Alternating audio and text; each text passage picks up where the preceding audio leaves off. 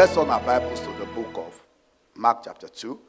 And we are going to be reading from verse number 1 through to 12. Mark chapter 2, 1 through to 12. And again, he entered Capernaum. That was Jesus after some days. And it was heard that he was in the house. Immediately, many gathered together, so that there was no longer room to receive them, not even near the door. And he preached the word to them. Then they came to him, bringing a paralytic, a crippled, who was carried by 4 men. And when they could not come near him because of the crowd, they uncovered the roof where he was. So when they had broken through, my prayer is that somebody is going to break through this day in Jesus' name. They let down the bed on which the paralytic or the cripple was lying. When Jesus saw their faith, he said to the paralytic, "Son, your sins are forgiven you." And some of the scribes, the teachers of the law, who are sitting there and reasoning in their hearts, "Why does this man speak blasphemies like this? Who can forgive sins but God alone?" But immediately, when Jesus perceived in his spirit that they reasoned thus within themselves, he said to them, "Why do you reason about these things in your hearts? Which is easier to say to the paralytic, 'Your sins are forgiven you,' or to say, 'Arise, take up your bed and walk'? But that you may know that the Son of Man has power on earth to forgive sins." He said to the paralytic, "I say to you, arise, take up your bed, and go to your house." The Bible says, can we all read that verse 12 together? Immediately, he arose, took up the bed, and went out in the presence of them all, so that all were amazed and glorified God, saying, "We never saw anything like this." My prayer this morning, what has never been seen before, according to 1 Corinthians 2:9, what eye has not seen, what ear has not heard, what has never come unto the understanding of men, by the reason of your being in the sanctuary, listen to this message. May God do it for you immediately in Jesus' name. I say, may God do it for your family in Jesus' name. Now, the title of our message of this morning is Someone You Need. Someone, tell your neighbor there is someone you need for your advancement in life. There is someone everyone needs for his advancement in life. Someone you need. Someone you need.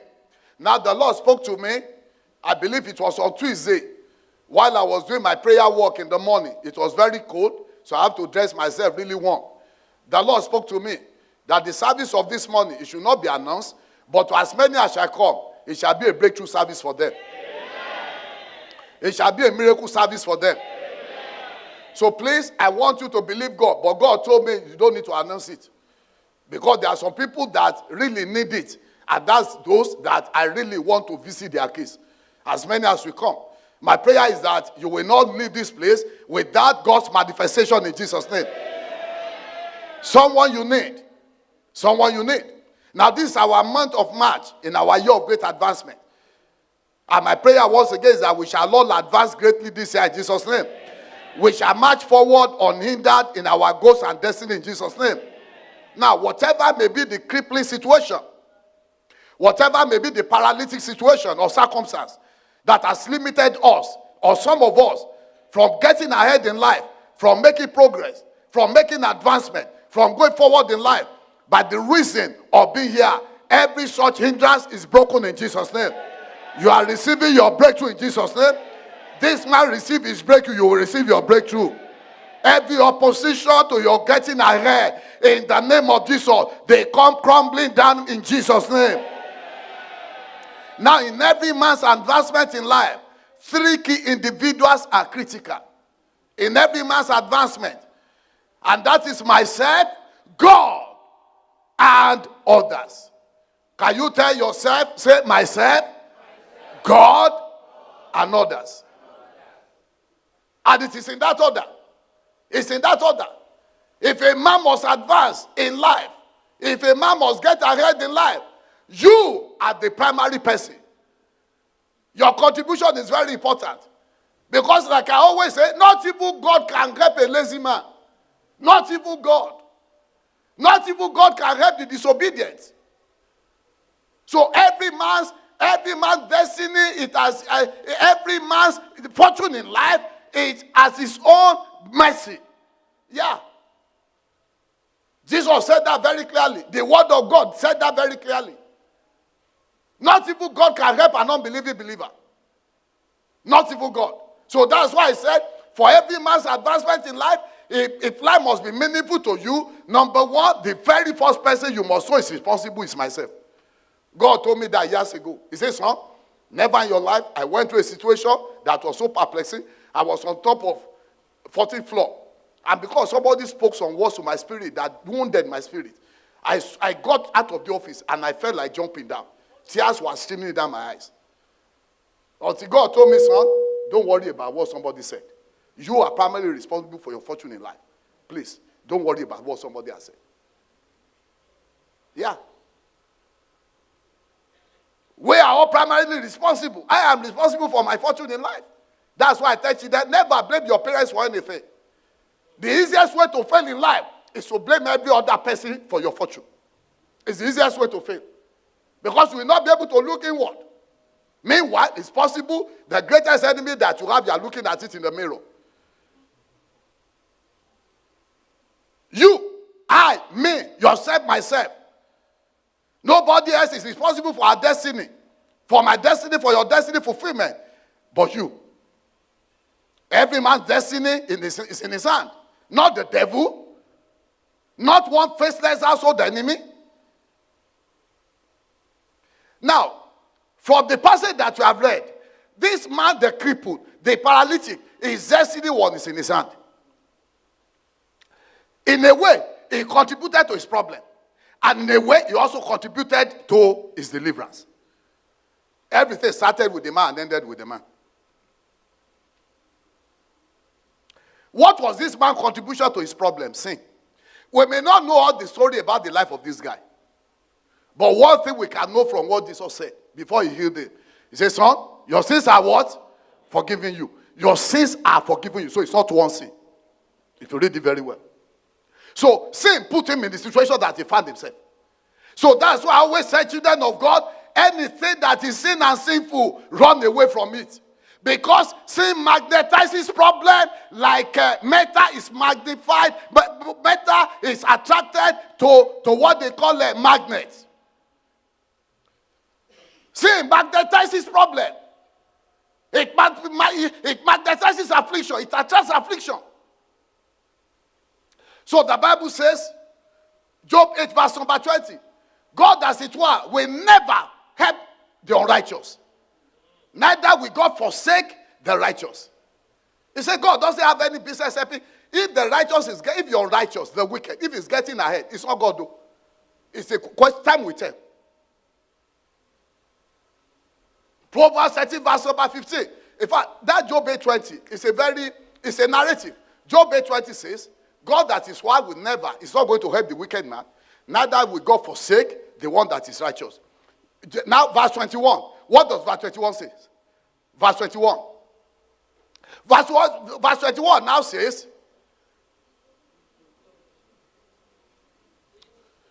Job 8:20.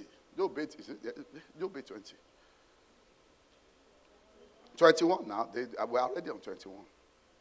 Now, God now says for that the Lord God will fill your mouth with laughter and your tongue will rejoice. May God fill your mouth with laughter. But the word that God is going to fill his mouth with laughter, they are the right also. Now, it goes on to say, the next verse number 22, he said, every one of your enemies, they shall be clothed with shame. Amen. So that's the reason, you don't need to start fighting all over the place, physically your enemy. No. You don't need to. You don't need to, because the word of God already has provision for your enemies. They'll be clothed with shame. In Job 30, in the book of Proverbs 30:15, Proverbs 30:15, the Bible said the way of a transgressor is very rough. It's very rough. And I believe I've shared the story with us before. You know, of people who intentionally, they put themselves into trouble. Into trouble. I remember years ago I was preaching in a church in Denver. A lady came all the way from Nigeria. And on the last day of the program, the Lord, asked me to minister to some people. So they all came out and they lined up. But once I got in front of this lady, I couldn't just, I couldn't just move away from her. The Lord began to speak to me. I said, lady, you need to see me. Immediately I said that, she started to cry, which she was pretty profusely. And then she saw me in the office.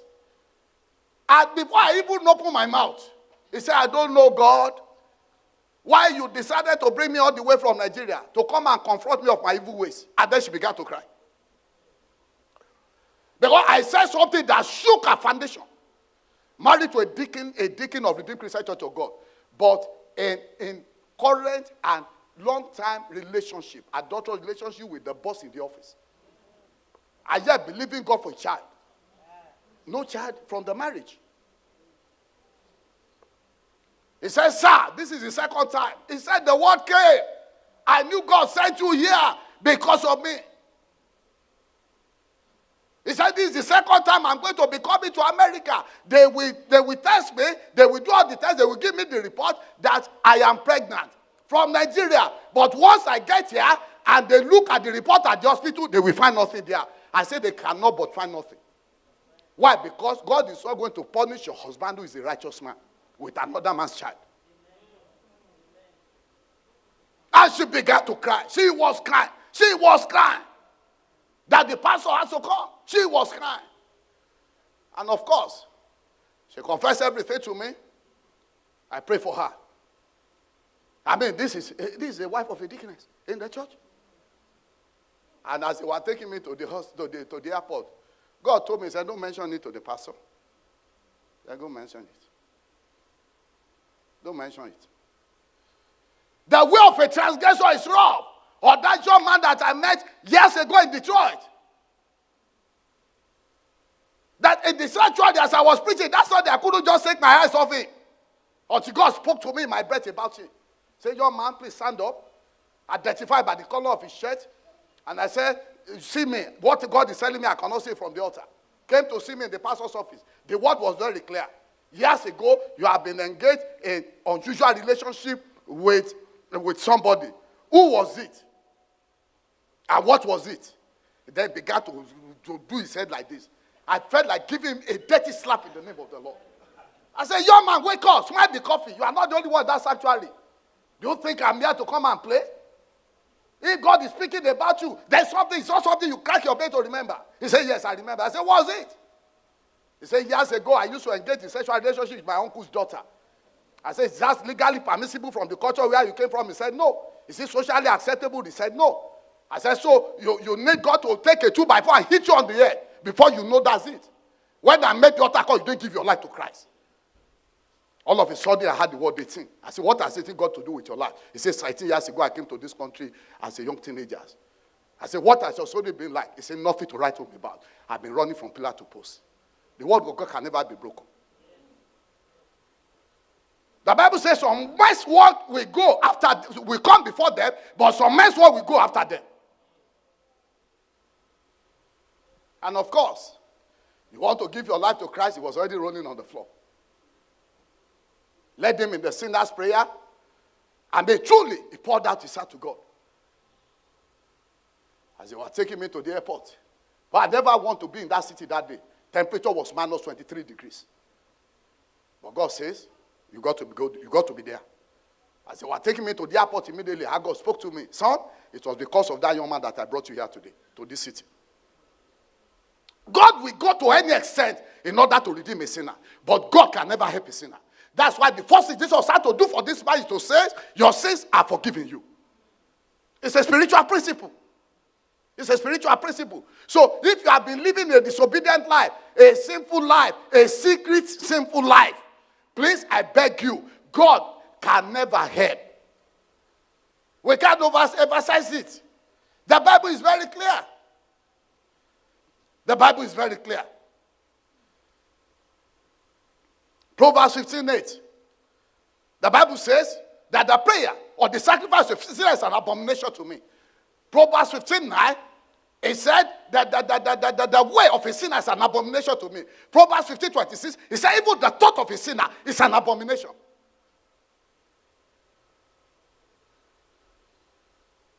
Everything that the sinner does is an abomination to God. And sins come in various ways and in various dimensions. Proverbs 28:13. Whoever conceals his sin shall never prosper.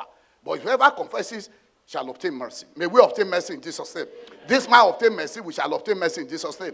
So this is the way this man contributed to his problem. But thank God for his mercy that paved the way for his salvation and his deliverance. He submitted himself to be helped. And like I always say, help is always available in God. But you must first submit yourself to be helped. Isaiah 41 verse number 10. He said, fear not, I will be with you. Be not dismayed, I am your God. He said, I'm going to strengthen you. Yea, I will help you. I will uphold you with my right hand of righteousness. Is there any other thing that we need in life other than for God to strengthen us, other than for God to help us, and other than for God to uphold us? Nothing. But look at the condition that a man must fulfill before he can receive help from above. Then what did the man contribute to his deliverance? We have seen how he contributed to his own problem. He contributed one thing. The man is responsible. He contributed faith. Tell your neighbor faith. You know, Jesus said, the Bible says, when Jesus saw the faith of his 4 friends. Yeah, so faith can be seen. But listen, for the man to have submitted himself to his friend, who was keeping both feet, to take him to the roof, to open the roof, to drop him down, the man could have easily said, the problem that I have, let me just be managing this problem. Don't compound my problem by taking me to a 2-story building. If you carry me and I fall, and I lose my baboon, it's worse than my being crippled. Isn't it? The man could have said that. What made him to submit his body and everything to his friend was because he had faith in the one that they are taking him to. He had faith in the one they are taking him to. You know, I said 3 people are responsible for our fortune in life. Me, myself, I, myself. Number 2 is God. And number 3, others. We are going to look at God in some other message and then others in some other message. But today we are looking at me. We are looking at you. We are looking at ourselves, myself, yourself. The man contributed faith. And why do we need faith to be able to receive? Or what is faith? Let me quickly speak about what is faith. Theologically speaking, the Bible says in Hebrews 11:1, now faith is the substance of things hoped for, the evidence of things not seen. Verse 2 says, by faith, the elders, those who have gone before us, the believers who have gone ahead of us, those who have shared testified before us, he said by faith they obtain a good report.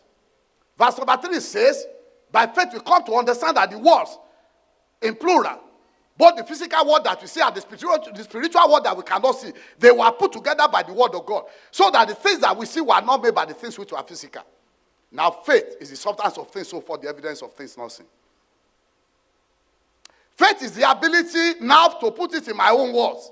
Faith is the ability to hear the inaudible, to see the invisible, to believe the impossible, and to receive the incredible. That is faith. Told me, ability to hear the inaudible, which is what Elijah had when he said, I had the sound of abundance of rain, yet there was no cloud in the sky. Ability to see the invisible. That is what Elisha saw at that valley when the king sent, Ahab sent 50 soldiers to go and arrest him. And the servant was afraid. He said, Master, see all these chariots and charioteers around us. We are alone in the midst of the enemy. And God said, and Elijah said, God, open the eyes of this young man so that he can see. By the time God opened his eyes, he saw that the valley where they were full of soldiers, were full of hosts of heaven, angels surrounding them. That is what I'm calling faith. The ability to see, to be able to look into the realm of the supernatural and see what ordinary eyes cannot see. May God give to you in Jesus' name. And faith is the ability to believe that which is impossible and to receive that which is incredible. Now, going further on faith. Every man's destiny is at the mercy of his faith. Jesus said that in Matthew 9:29. According to your faith be it unto you. In other words, I cannot help you without your faith. According to your faith be it unto you. God told us in several areas of the scripture. But let me just say Habakkuk 2:4. Romans 1:17. Galatians 3:11. Hebrews 10:38. God consistently repeated the same thing. The just shall live by faith, not by intellect. The just shall live by what? Is righteous. But then for even the righteous to be able to get ahead, God says he must have to live by faith. He must have to live by faith. Action that must produce good result for you in life must be by faith. Prayer that must produce result for you must be by faith. James 5:15. The Bible says, and the prayer of faith will heal the sick. Not just any kind of prayer. Not just any kind of prayer. And if he has committed any sin, it shall be forgiven him. The prayer of faith. Listen. What ABC alphabet is to the understanding of the English language. What 1, 2, 3 numeral is to the understanding of arithmetic. Without knowing your ABC to Z, you can never construct a good sentence of English. Without knowing your 1, 2, 3 to 10, you can never do any right arithmetic or mathematics. Such is faith to anything we are going to get as a child of God. That's it. That's it. You don't have it, you don't have it. You have it, you have it. Faith is very, very, very critical in anything that we want to become. Why do I need faith? Number one, every man's destiny is at the mercy of his faith. So the Bible says, 2 Corinthians 5:7, we walk by faith and not by sight. To people, they will say sin is believing. But to God, believing is receiving. Romans 5:2 says, by faith we stand. In other words, faith has a leg. Tell your neighbor faith has a leg. So if you must advance on the leg of faith in life. Because faith has a leg. If you must stand, when things are going honky-dory around you, you must have to stand by faith. On the legs of faith.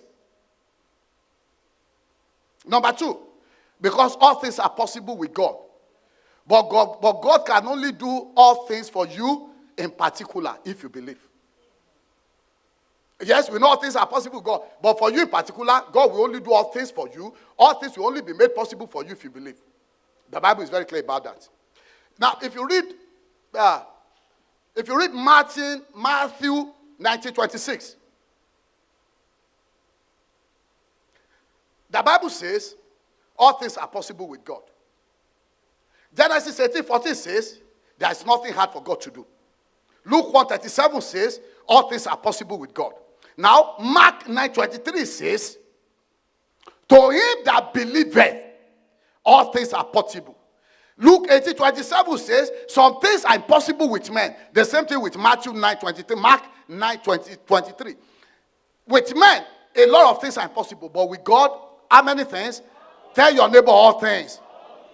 But for all things to be possible, you must have to act by faith. There is something that is impossible if you approach it with an eye of faith.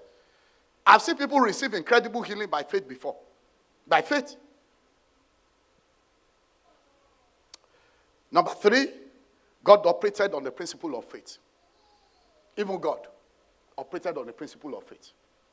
If you look at the book of Hebrews, there are several books of the Bible that speak just about a particular subject. 1 Corinthians 13 speaks about love. Hebrews 11 speaks about faith. 2 Corinthians 9 speaks about giving.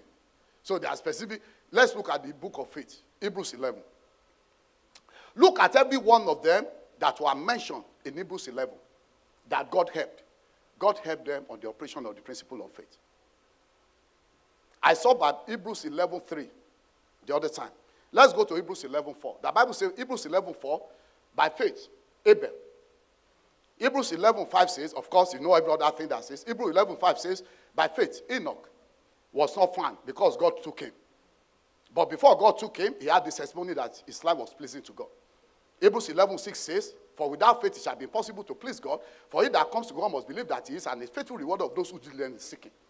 Hebrews 11:7 says, by faith, Noah, having the valid word of things to come, he moved with godly fear, and he did what he was supposed to do. Hebrews 11:8 says, by faith, Abraham. Jump to Hebrews 11:11. Hebrews 11:11 says, by faith, Sarah, also receives strength to conceive after she has passed the age because she just got faithful. Move to Hebrews 11:13. I'm just looking at the characters. Hebrews 11:13 says, and all this died in the faith, not having received the promises, but they saw them afar off. They were assured of them. They embraced them and they confessed them. They died in the faith, but having not received the promise. Can I tell you this? I'd rather choose to die in faith than to live in doubt. Because you can't receive anything. Even that, if you are going to die, die still believing. Hebrews 11:17 says, goes on to say, by faith Abraham, when he was settled, he offered up Isaac, believing that if God can kill the one who was the inheritor, God can also raise him up. Jump to Hebrews 11:20. The Bible says by faith Isaac. Hebrews 11:21. The Bible says by faith Jacob. Hebrews 11:22. The Bible says by faith Joseph. Hebrews 11:23. The Bible says by faith Moses. Hebrews 11:24. Speaking about this again, the Bible says Moses, when he was of age, he chose to suffer affliction with the people of God rather than the passive pleasure of Egypt. Hebrews 11:27. Just jump. Hebrews 11:27 says, by faith he observed he forsook Egypt. Hebrews 11, that's the same Moses. Hebrews 11:28 says, by faith he observed the Passover. He kept the Passover. Hebrews 11:29 says, by faith they passed through the Red Sea. Is there any Red Sea that is confronting you? Red Sea of sickness? Red Sea of problem? Red Sea of tension, depression? By faith, may you pass through that Red Sea in Jesus' name. Hebrews 11:30. He said, by faith, the wall of Jericho came down flat. Is there any wall of Jericho that is confronting you, looking at you and staring at you in the face like a monster? By faith, may that wall of Jericho come down in Jesus' name. I said that wall of Jericho is coming down in Jesus' name. That wall of Jericho is coming down in Jesus' name. Everyone can hear loud, amen. Hebrews 11:31 says, by faith, Rahab, even a harlot that does not believe, she was saved from destruction that was killing every other. By faith, you shall be preserved from destruction. Your children shall be preserved from destruction. Your loved ones shall be preserved from destruction. Everyone can hear loud, amen. By faith, by faith, by faith. I've been preserved from destruction by faith before. I can call me, I'm flying from one place to the other, and there is so much turbulence. Few days ago, I think on Thursday, I quickly run to Boston to go and take care of a business with somebody in the hospital. Coming back the same day, and there was trouble because they have already predicted there was going to be snowstorm, and everything was going all over the place in the airplane. I said, Lord, you have already spoken. I'm going to carry the word of God to several places of the world. I said, if I must do that, then when I fly, I'm not supposed to die in the sky. I said, it's the word of God. I went to go and pray for somebody because they needed me there. By faith, I said, no, I've become here at times. We get very close to Dallas. They will ride our plane back to Oklahoma, and we are going to say, no, one local airport in Oklahoma, death into the night. Several times. Why? Because there is a covenant running upon my head by faith. It's going to come to pass. It cannot but come to pass. My prayer once again, whatever destruction is killing the children of others, whatever destruction is killing others, whatever destruction is afflicting others, by faith, your seed shall be preserved. Listen, every other person died. In Jericho that day, Rahab was preserved from death. Our family was preserved from death. By faith, I prophesy once again, destruction will not come near your children. Destruction will not come near your household. In the name of Jesus. Just like the Bible says, Hebrews 11:32, time will fail me to speak of Barak, of Gideon, of Jephthah, of David, of Samson, who subdued kingdom, who obtained righteousness, who turned back the habits of the alien. Out of sight they were made strong. Out of wicked they were made strong. Women receive their dead one, come back to life. That is widow of faith. I therefore pray, may there be anything that has defied the word of God in your life by the operation of the faith that you have now. Because the Bible says faith, now faith. By the operation of the faith that you have now, may you receive your testimony in Jesus' name. I said receive your breakthrough in Jesus' name. I said receive your testimony in Jesus' name. Advancement, receive it. Healing, receive it. Promotion, receive it. Divine settlement, receive it. Heaven can hear loud amen. By faith. By faith. By faith. By faith. By faith. This morning, this is what God wants me to do. You are believing God for one thing or the other. It's something that you don't have control over. We have been speaking since January about the things that we have control over. Discipline yourself. Pay well, sow seed. Do this. You have control over that. But there are some situations of life where you don't have. God said there are some situations of life so that has befell this guy that the man cannot help himself. There are some situations of life in the life of my children they cannot help themselves. God said, this morning, I'm going to help you. You are in such situation, please immediately. Please come here immediately. Give me the anointing oil. You can't help yourself. The situation is there. It could be a health situation. It could be a family issue. It could be physiological or psychological. You cannot help yourself. And you need them. God say, I have seen it. I know they need them. And I want to help them. Throw this on me. Just be praying that by faith I receive. That's it. I'm just going to touch your head just with my hand. You are watching on. Just say by faith I receive. Whatever that situation may be, on the operation of the principle of faith, you are thinking that if I command in Jesus' name.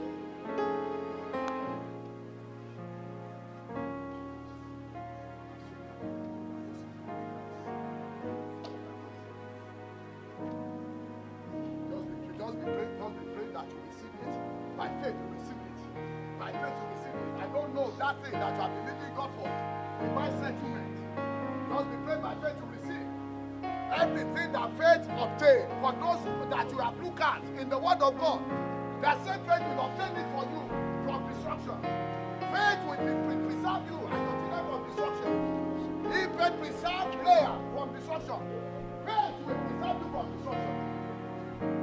If faith gave the widow of Nain life for her child, faith will give you life for your children.